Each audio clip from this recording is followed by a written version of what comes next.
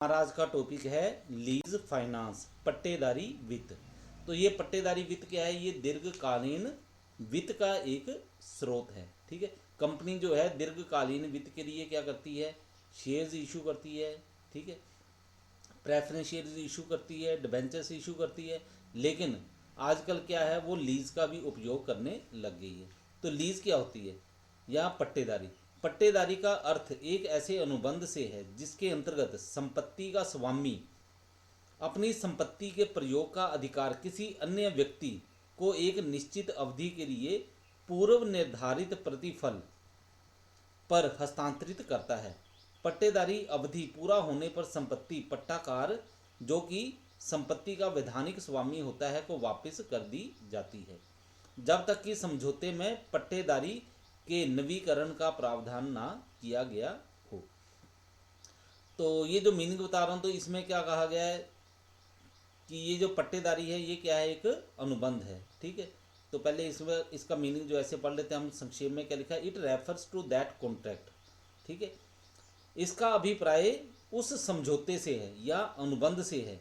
ठीक है, which the owner of the property gives the right to some other person to use his property, जिसके अंतर्गत संपत्ति का स्वामी अपनी संपत्ति के प्रयोग का अधिकार किसी अन्य व्यक्ति को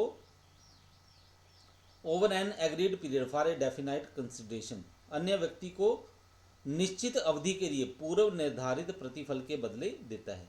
तो इसमें देखो आप, दो पक्षकार हैं। एक है संपत्ति का मालिक, ठीक है, उसको हम बोलेंगे पट्टाकार, लेसर। और दूसरा व्यक्ति है जिसने उस संपत्ति का उपयोग करना है, जिसको संपत्ति का उपयोग करने का अधिकार दिया जा रहा है, उसको हम बोलते हैं पट्टेदार, लेसी। ठीक है, और जो बदले में प्रतिफल मिलता है, ठीक है, उस प्रतिफल को हम बोलेंगे लीज रेंटल्स, पट्टेदारी किराया।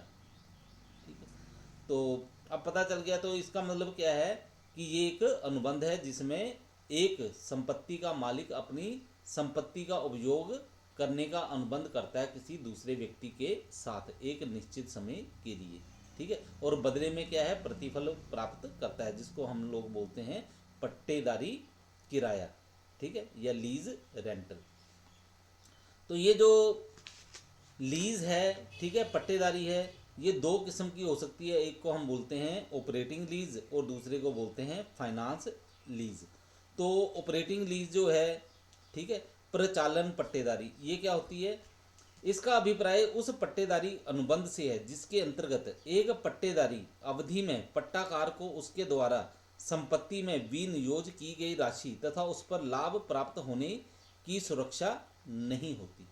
ठीक है, तो ऑपरेटिंग लीज जो है उसमें क्या होगा? उसमें इस तरह की कोई गारंटी नहीं है, कोई सुरक्षा नहीं है कि जितने की वो संपत्ति है उतना पैसा उसको वापस मिल जाएगा कि नहीं। ठीक है, उसके बाद है फाइनेंस लीज। ये क्या होती है? इसका अभिप्राय उस पट्टेदारी अनुबंध से है जिसके अंतर्गत पट्टेदारी अवधि में प्राप्त किराए की राशि पट्टाकार द्वारा संपत्ति में विनियोग के बराबर हो तथा कुछ लाभ भी बचे। तो इसमें क्या होता है? इसमें सुरक्षा मिलती है कि जितने की संपत्ति है उतना किराया जो है वो वापस प्राप्त हो जाएगा और साथ में कुछ ना कुछ लाभ भी प्राप्त हो जाएगा। ठीक है, इसके बाद है हमारे पास टाइप्स ऑफ फाइनेंस लीज। वित्त पट्टेदारी के प्रकार। तो इसमें पहली किस्म है हमारे पास सेल एंड लीज बैक, बिक्री व पुनः पट्टेदारी। इसका अभिप्राय उस पट्टेदारी से है जिसके अंतर्गत संपत्ति का स्वामी अपनी संपत्ति किसी पट्टेदारी कंपनी को बेचकर पुनः उसी संपत्ति को पट्टे पर ले लेता है। इस तरह की व्यवस्था से फर्म को एक और नकदी की प्राप्त होती है और दूसरी ओर थोड़ा सा पट्टेदारी किराया देकर उसी संपत्ति का प्रयोग करना भी संभव होता है। इसका प्रयोग वे व्यावसायिक संगठन करते हैं जो कार्यशील पूंजी की कमी से परेशान हों। बिक्री व पुनः पट्टेदारी का व्यवहार करने वाली वित्तीय संस्थाएं, पट्टेदारी कंपनियां व बीमा कंपनियां मुख्य हैं। ठीक है, सेल एंड लीज बैक में क्या है? प्रॉपर्टी का स्वामी जो है वो क्या करता है? अपनी प्रॉपर्टी को किसी दूसरे व्यक्ति को बेच देता है, बाद में जिस व्यक्ति को बेची होती है उससे वो पट्टे पे प्राप्त कर लेता है। ठीक है, ताकि उसकी जो वित्त की कमी है वो उसको पूरा हो सके और वो भुगतान जो है थोड़ा थोड़ा किस्तों में कर देता है, ठीक है, किराया जो है उनको दे देता है। नंबर 2, डायरेक्ट लीज, प्रत्यक्ष पट्टेदारी। इसका अभिप्राय उस पट्टेदारी से है जिसके अंतर्गत पट्टेदार उस संपत्ति के प्रयोग का अधिकार प्राप्त करता है जो पहले से उसके स्वामित्व में नहीं है, ठीक है। सेल एंड लीज में क्या था, जो उसके पहले स्वामित्व में थी उसका उपयोग कर रहा था, ठीक है, किराए पे लेके, पहले उसने बेच दिया फिर उसका उपयोग किया। इसमें क्या है, इसमें संपत्ति जो है उसके अपने पास नहीं थी, वो दूसरे व्यक्ति के पास ही थी। वित्त पट्टेदारी का ये प्रारूप बिक्री व पुनः पट्टेदारी के एकदम विपरीत है। प्रत्यक्ष पट्टेदारी व्यवहार दो प्रकार का हो सकता है, ठीक है। एक है पट्टेदार द्वारा सीधे ही निर्माता से संपत्ति को पट्टे पर लेना, ठीक है, और दूसरा है पट्टेदार द्वारा स्वयं पहल करते हुए किसी पट्टेदारी कंपनी के लिए संपत्ति क्रय करना और फिर उस संपत्ति को स्वयं पट्टे पर ले लेना, ठीक है। तो डायरेक्ट लीज में क्या होता है, इसमें जिस व्यक्ति ने संपत्ति का उपयोग करना है वो सीधा किसी दूसरे व्यक्ति से मिलके उसकी संपत्ति जो है वो पट्टे पर प्राप्त कर लेता है, यानी कि वो उसका मालिक नहीं होता है। तो ये क्या है, ये जो दूसरी किस्म है ये पहली वाली किस्म से बिल्कुल उलट है। नंबर 3, लीवरेज्ड लीज, उतौलिक पट्टेदारी, उतौलक पट्टेदारी, लीवरेज्ड लीज। तो ये क्या होती है, इसका अभिप्राय उस पट्टेदारी से है जिसमें पट्टेकार संपत्ति को किसी तीसरे पक्षकार से धन उधार लेकर खरीदता है फिर उसे पट्टेदार को हस्तांतरित कर देता है।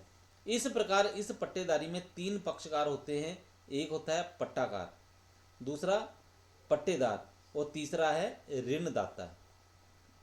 उधार लिए गए धन की प्रतिभूति के रूप में संपत्ति ऋणदाता के पास बंधक होती है तथा इसके अतिरिक्त पट्टेदारी किराए पर भी ऋणदाता का पहला अधिकार होता है। इसका अर्थ ये हुआ कि पट्टेदारी किराए में से पहले पट्टाकार द्वारा किए गए ऋण की किस्त का भुगतान किया जाता है और शेष को पट्टाकार को दे दिया जाता है। यहाँ पट्टाकार स्वामी व ऋणी की भूमिका में होता है।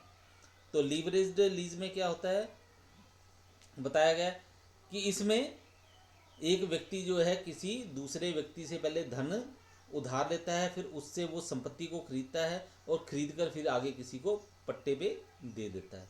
Number 4, primary and secondary lease, प्राथमिक व गौण पट्टेदारी। इसका अभिप्राय उस पट्टेदारी से है जिसके अंतर्गत पूरे पट्टेदारी अनुबंध को 2 भागों में बांट दिया जाता है, जिसका प्रथम भाग प्राथमिक पट्टेदारी व द्वितीय भाग गौण पट्टेदारी कहलाता है।